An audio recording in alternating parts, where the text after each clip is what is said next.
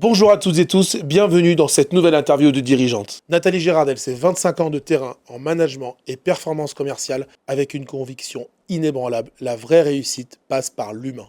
Avec son organisme Agapé Formation, elle fait bouger les lignes des entreprises, des managers et des équipes. Préparez-vous, on va parler intelligence émotionnelle, vente puissante, management durable et surtout impact concret. C'est parti, bienvenue Nathalie. Bonjour Maxime, merci. Mais merci d'être là. Pour parler de toi, c'est jamais facile de parler de soi et de son entreprise. Première question, elle est très simple. Agapé, c'est ton bébé, mais surtout ton reflet. Tu peux nous raconter un petit peu qui tu es et pourquoi tu as créé cette structure ? Moi, j'ai créé cette structure après avoir fait 25 années dans un groupe sur différentes missions. Il y a eu des missions de commercial, et des missions de manager et des missions de directeur ou directrice plus particulièrement. Et puis, après 25 ans, je me suis fait licencier économique et j'ai souhaité voler de mes propres ailes, ne pas repartir dans le salariat. J'ai souhaité faire en fait ce qui m'a nourri justement pendant ces 25 ans au travers de ma structure à moi, avec mes propres valeurs à moi. Ton slogan, ça pourrait être « former oui, mais pas vraiment pour former ». Tu peux nous expliquer un petit peu ta philosophie ? Alors moi, j'ai une conviction, c'est que la formation, oui, donc on amène un savoir, on transmet un savoir. Moi, je vais un peu plus loin. Pourquoi la transformation ? Parce que je pars toujours avec l'entreprise, qu'elle soit de quelques salariés ou de beaucoup de salariés, d'un diagnostic, puisque chaque entreprise a des valeurs, a des process, a des méthodes.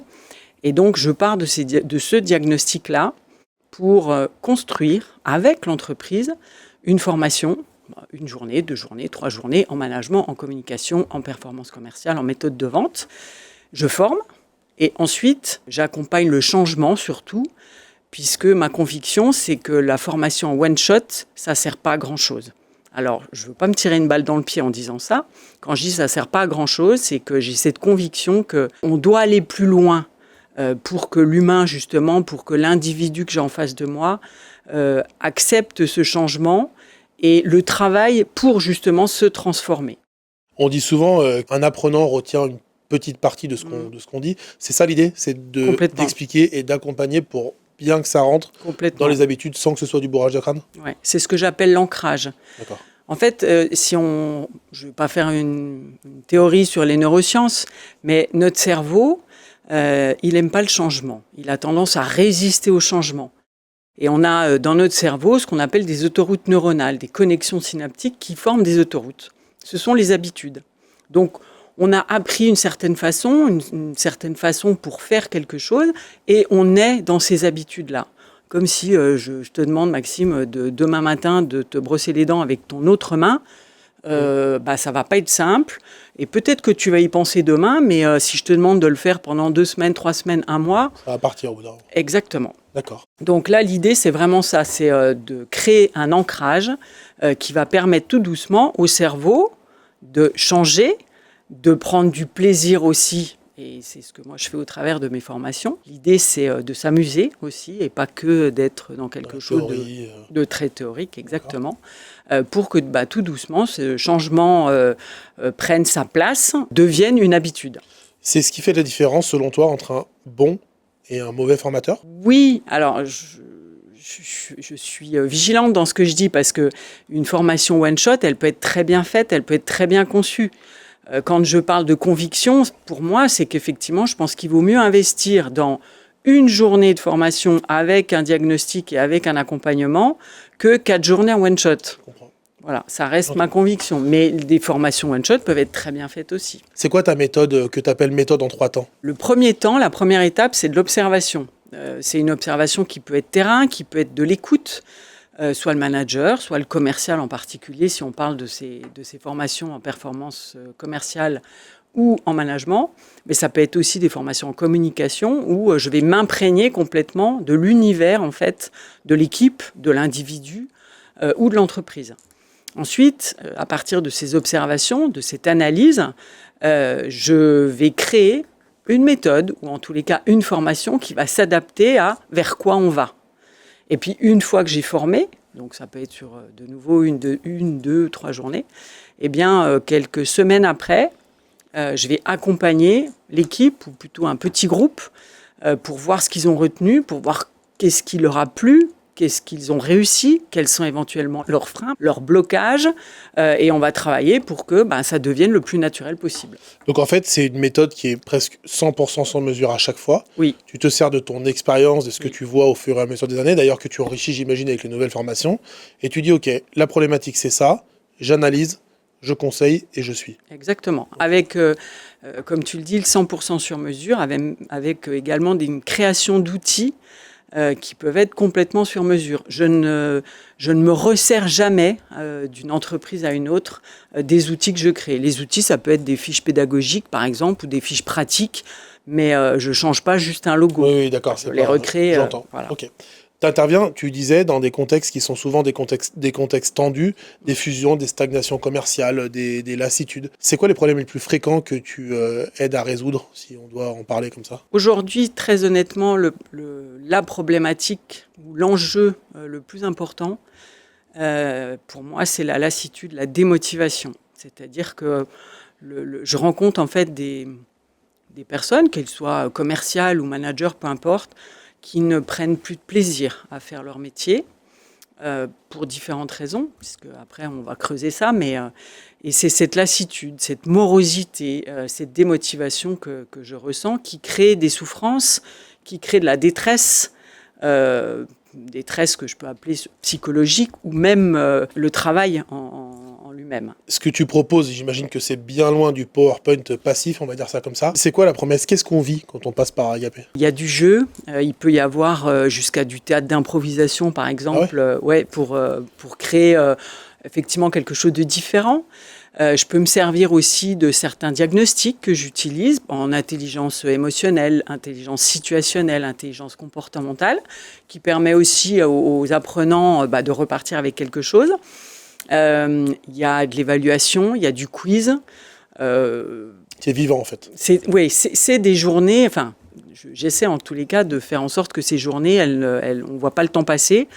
Et quand effectivement on arrive à la fin de la journée et que les apprenants me disent « Ah, c'est déjà fini », c'est plutôt une satisfaction. C'est la meilleure satisfaction. Ouais, c'est chouette. Moi, je vais te poser une question un petit peu, peut-être une question toute simple, mais pourquoi tu y crois autant? Pourquoi tu es autant habité par ce que tu fais? Ça part de loin, entre guillemets, c'est que moi j'ai une conviction profonde depuis toute petite, c'est que chaque individu a non seulement du bon et du positif en lui. Des fois il s'est tourné de cette réalité-là, ou il s'est fait détourner de cette réalité-là. Et donc mon objectif, que ça soit au travers de la formation ou même du coaching, c'est de lui permettre de révéler ce potentiel-là. Dans les formations, la plupart des gens qui font partie d'une entreprise ont été embauchés par leur savoir, ou leur savoir-faire, ou leur savoir-être. Et s'ils ont perdu cette motivation, ou s'ils sont là à un moment donné de faire ce qu'ils font, moi j'essaie de leur révéler de nouveau une lumière, une prise de conscience. Alors il y a des fois des changements opérés chez les personnes, mais pour qu'ils retrouvent vraiment du fun, du plaisir, et qu'ils retrouvent leur vraie nature. Tu parles souvent de mieux-être, de bienveillance, d'émotion. Dans le monde pro aujourd'hui, c'est un peu, on appelle ça du soft, c'est ça? Qu'est-ce que tu as à répondre à ça? Les émotions, pour moi, c'est la base. Pourquoi? Parce que l'émotion, elle nous donne une information, elle nous envoie un message, quelles que soient les émotions, qu'elles soient plaisantes ou déplaisantes. Donc à partir du moment où on comprend cette information, où on comprend ce message, on peut travailler, on peut évoluer, on peut changer. Si on a décidé de l'ignorer, ça va s'imprimer, plusieurs couches, puis à un moment donné, ça peut ressortir de manière très brutale. Il y a une expression que j'aime bien utiliser qui dit « qui ne s'exprime pas s'imprime ». Donc on imprime, c'est des couches, plusieurs couches, ça peut durer des semaines, des mois, des années, des fois même beaucoup d'années, puis à un moment ça explose, puis on ne comprend pas trop pourquoi. Donc oui, l'émotion, c'est pas que du soft. Donc c'est plutôt la base même de s'exprimer, c'est peut-être ce qui est plus important?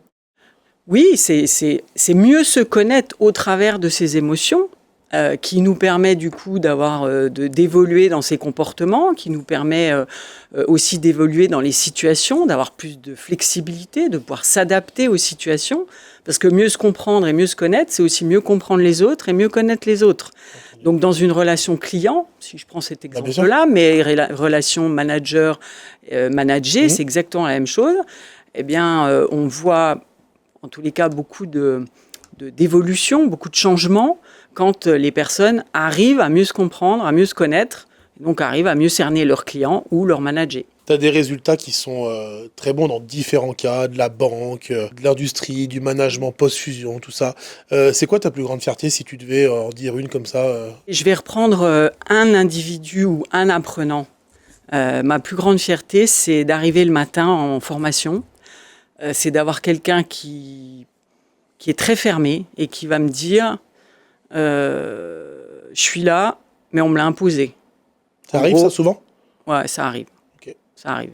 Il y en a qui ne l'expriment pas toujours de cette façon-là, mais en tous les cas, je le ressens assez vite. Okay. Surtout quand on démarre par une inclusion. Moi, l'objectif, c'est de connaître les gens que j'ai en face de moi, c'est de les embarquer. Et dans le lot, il y a souvent, on va dire, allez, 1 sur 10. La moyenne, c'est à peu près ça. Et quand cette personne-là, en fin de journée ou en fin de cycle, a presque les larmes aux yeux en me disant « ça a changé beaucoup de choses chez moi, j'ai pris conscience que ça a débloqué des choses », pour moi, c'est ma plus grande fierté. C'est déjà arrivé plusieurs fois? C'est arrivé, ouais. Ça arrive quasiment à chaque session. C'est pour ça que je me lève le matin. Ouais. En un mot, qu'est-ce qui te différencie des autres organismes de formation? Pourquoi il faut passer par toi? Mon organisme de formation, j'aurais dû l'appeler l'organisme de transformation. Okay. Parce que c'est vraiment ce en quoi je crois. Aujourd'hui, s'il y a un dirigeant qui nous regarde, ou un responsable RH, ou même un collaborateur qui ressent le besoin d'être formé ou transformé, pourquoi il faudrait qu'il fasse appel à toi maintenant, tout de suite, là, en te regardant? Parce que justement, cette valeur ajoutée que je propose, ou cette proposition de valeur, c'est mon ADN, c'est ma conviction, c'est ma croyance, que ces 3 étapes, elles sont indispensables pour que réellement la formation puisse être révélateur de potentiel, que cette formation-là puisse, au bout d'un certain, on va dire, moyen, long terme, donner des résultats avec des indicateurs précis, et que c'est l'individu que je vais avoir en face de moi, ou qu'Agapé va avoir en face de moi, que cet individu, en fait, il révèle son véritable potentiel. Moi, j'ai une question pratico-pratique. Si on t'appelle aujourd'hui, il y a un délai court, long, moyen, concrètement, ça se passe comment? Moi, je fais un entretien déjà de découverte. Plutôt rapide, on ne va pas attendre 6 mois. Oui. Quoi. Non. L'entretien de découverte, il peut être fait dans les 15 jours, 3 semaines. Très bien. Qui dure en moyenne 1 heure. Avec le RH, le dirigeant, le DIRCO, peu importe. Une fois qu'on est OK sur un chiffrage qui est un chiffrage pas précis à la virgule, puisqu'il y a pas mal de choses qui vont évoluer de ce chiffrage-là, qu'on est OK sur les étapes, sur la méthode en fait que je propose, et bien ensuite, je donne un planning avec cette fameuse observation terrain dont je parle, qui peut être de l'écoute d'entretien aussi, pourquoi pas. Je donne un planning et là, je suis à peu près à 3-4 mois.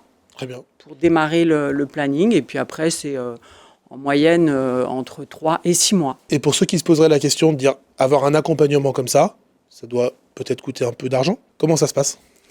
Alors, comment ça se passe? Il y a différents types d'entreprises.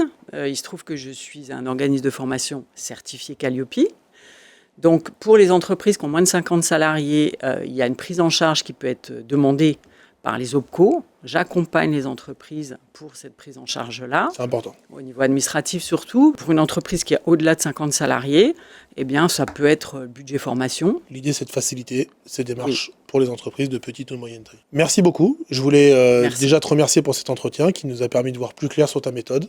Moi, j'ai trouvé que c'était intéressant puisque c'est plutôt rassurant quand on t'écoute. Tu vois, on se dit qu'on va être pris en charge avec bienveillance. Enfin, moi, c'est ce que ça m'inspire. Donc, je pense que ça inspirera ceux qui nous regardent. Pour te contacter, comment on fait? Mon mail, c'est girardel.nathalie@gmail.com. Très bien. Et j'ai un numéro de téléphone qui est le 06 80 33 16 25. Vous me contactez par SMS, par WhatsApp. Par LinkedIn? De m'appeler, par LinkedIn également. Tu es joignable? Je suis joignable. Tout le temps. Non, pas tout le temps. Pas tout le temps, mais presque. Merci beaucoup d'avoir accepté l'invitation. À très bientôt. Je vous souhaite une très bonne journée. Merci d'avoir regardé cette nouvelle interview de dirigeante. C'était plutôt passionnant. Et j'espère que ça va vous inspirer pour former vos collaborateurs. À bientôt, bonne journée.